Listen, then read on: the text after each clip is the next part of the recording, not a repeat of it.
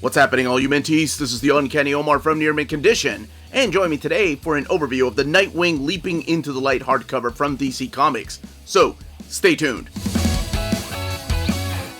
And welcome back, everybody. Now, this book is due out in the direct market and book market today. That's right. December 14th is the day that this book comes out. This is the hardcover format of Nightwing, Tom Taylor's run. And not just Tom Taylor, but also Bruno Redondo, who plays a very important part in all of this. So my favorite DC character, and one of my favorite creators of recent times. I have not read anything by Tom Taylor that I have disliked, so he's on a roll. I got this in a couple of days ago and read it just last night. So I'm going to give a little bit of my thoughts of what I thought of the story too, without going into any spoilers. But first, let's take a look at this. So, just to clarify, this is a standard size hardcover. Meaning it's not as tall as your deluxe editions or your omnibus format. It's the trim size of a trade paperback, but just happens to be in hardcover format. Let's take a closer look at the book. So we do have a cover here by Bruno Redondo, and here's what the spine looks like. Nightwing leaping into the light. Taylor, Redondo, and the DC logo. I love the Nightwing picture here at the top. Nice little touch. And then the back of the book with that amazing piece of art, which was a cover of Batgirl up here and all of the different Nightwing outfits that he's worn throughout the year, including, of course, the classic Robin outfit, which is how he first started. So, Volume 1 gives me hope that they will continue this into a Volume 2. Now, let's look at it underneath the dust jacket. You have this wonderful image spreading across the front, the backboard, and the spine of Nightwing, which I guess he's leaping into the light, which makes sense now. But anyway, you have the actual title of the book on the spine. Sometimes they leave those off. Sometimes they put it in there with the creators and the DC logo. Alright, let's open this book up and talk a little bit about the story and show off this beautiful artwork. Alright, let's open this book up. Here's what the end paper looks like. And Nightwing leaping into the light with this beautiful image of Dick Grayson and Barbara Gordon. And the background is Blüdhaven. So, Volume 1, Bruno Redondo, Rick Leonardi. So good to see that name again here. And it shows up a couple of times. One is an Easter egg. Neil Edwards, and then the inks right here. Andy Lanning, Scott Hanna, two phenomenal inkers. And of course, Andy Lanning here, being one of the co-writers of the wonderful modern cosmic saga. But he's been writing comics for a long time. But he was also an inker and is an inker. Adriano Lucas doing the colors, and Wes Abbott doing the lettering. But Tom Taylor writing all of this. So as I mentioned, this is the return of Nightwing. And no more Rick. Oh my gosh. He is back to being Dick Grayson. And he is back in Blüdhaven. So really quickly, if you're not familiar with the term Blüdhaven, if you don't know what that is, back in the 90s, during Nightfall, a lot of us were upset that it was Jean-Paul Valley that became Batman when Batman got his back broken by Bane. And we wanted Dick Grayson to step up to that role. However, I'll let you find out if you've never read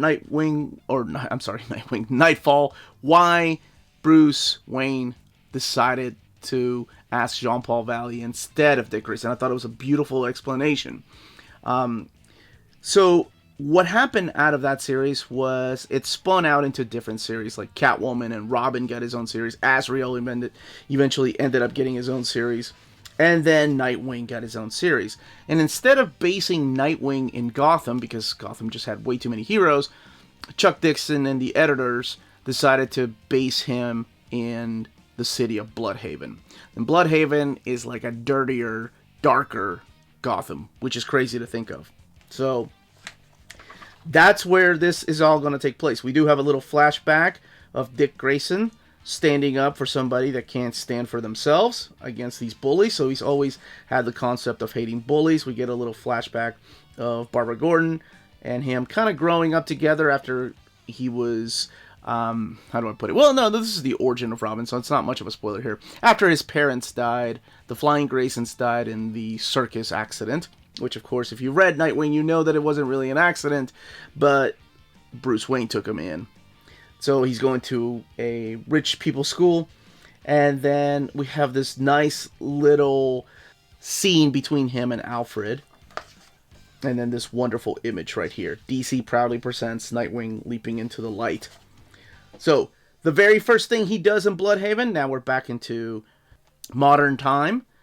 The very first thing he does is, man, this is rough. This puppy is getting kicked around by a bunch of bullies. And Nightwing decides to step in and beat the crap out of these guys. And decides that he's going to take this little puppy in and protect her until he can give her up to the pound. Now, does he do that? Probably not. This is Nightwing. This is Dick Grayson, one of the kindest souls on the planet. He's going to end up adopting her, I'm sure. You can find out for yourself. By the way, I would have stuck with the name Bitewing. Awesome. Let's fast forward here a little bit. We do get a visit from Barbara Gordon, and we have all these things going on in the background. We have these meetings of the mob just trying to take over Blüdhaven again. We have Blockbuster, and he's talking about Desmond, who's been a character for a long time since the pages of New Teen Titans, and who's been a big part of Blüdhaven. If you read Spider-Man or Daredevil, you know he's pretty much the Kingpin version, the DC Kingpin version of Blüdhaven. And Dick Grayson, without going into spoilers, ends up getting a lot of money. We're talking millions of dollars. Maybe billions. We don't know the exact amount. It's not a happy reason why he ended up getting a lot of money. And all of this takes place after Joker War. It takes place after Tom King's run on Batman. Because something horrible does happen through Tom King's run of Batman that, well, to say the least, that's how he ends up getting money. So, this is also during the time when, look at this, Bruce Wayne doesn't have a lot of money, so the Wayne Corporation isn't rich as they used to be. So it's interesting to see the dynamic change of now Dick Grayson having all this money. He doesn't know quite what to do with it, but by the end of these issues right here, he'll know exactly what he's going to do with it, and I think it's a bit of beautiful, beautiful tribute. So, speaking of issues, this collects issues 78 through 83 of Nightwing. So they didn't bother renumbering it, which is good. Makes it easier to put this on a shelf right next to its previous volume. But what he wants to do, the very first thing he wants to do is help out the homeless. However, there's this creature, this guy going around calling himself the Heartless. And whether he has connections to Dick Grayson's past or not, well, that's left to find out. So he's trying to figure out who this is, what exactly he wants out of his city. Then, this team up of him and Barbara Gordon. It's not Batgirl and Nightwing teaming up. It's Oracle and Nightwing teaming up. So she's doing some things behind the scenes, and this is the kind of artwork you're going to see all throughout here. I'm sure most of you probably, and I'm not the only one that has probably made this comparison, comparing it to something like Hawkeye, the David Aja and Matt Fraction run. And there's nothing wrong with that. Not that that was the very first book to do that, but I'm sure there's a lot of comparisons between the two, because the artwork is similar to that, the way that the frames are laid out, and the story is kind of similar to that. And I love this story of whenever he needs help, instead of calling, like he says, I need to call one of the smartest people on the planet. So we all assume he was going to call Bruce, but he calls in Tim Drake, the greatest Robin ever. Fact. And this reminds me of him and Tim Drake hanging out in Blüdhaven during Scott McDaniel and Chuck Dixon's run. Thought it was a nice throwback. So there are some things here. There are some returning villains, some returning characters, some new characters, and this is the guy named Heartless. And there's a spin on Nightwing's past. There's a little bit of a retcon, but it's a retcon that moves forward. There's nothing wrong with a retcon as long as it moves the story forward, and it doesn't change much about the past. It actually fits in quite nicely into his past. So I really, really like that. Alright, just to show you a little bit of the Rick Leonardi artwork through this flashback, even the tone of the colors have changed. Just to let you know, you are reading something in the past. Censoring the page on the left, but I wanted to show you this. When I was reading this, I was a little confused because they don't put the title or the number of the covers on here. I thought this was actually part of the story. So I was wondering, wait a minute, what? How do we go from there to this? That was a cover art. So all the covers are collected in between the chapter breaks. And look at that. Oh, this is amazing. Would love to have seen this in oversized format. But it seems like this is the way that DC is publishing these books for now. I'm sure when the run is over, I hope Tom Taylor sticks around for a long time. Maybe we'll get an omnibus out of this. But as for right now, this is the only way to get it. There is no trade paperback yet. I think that will probably be coming out sometime next year.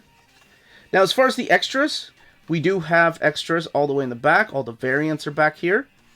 And the book retails for $24.99 and has 160 pages. For me, I quite enjoy this. I got to skip one of the pieces of art, or a couple pages rather, and here's the heartless design.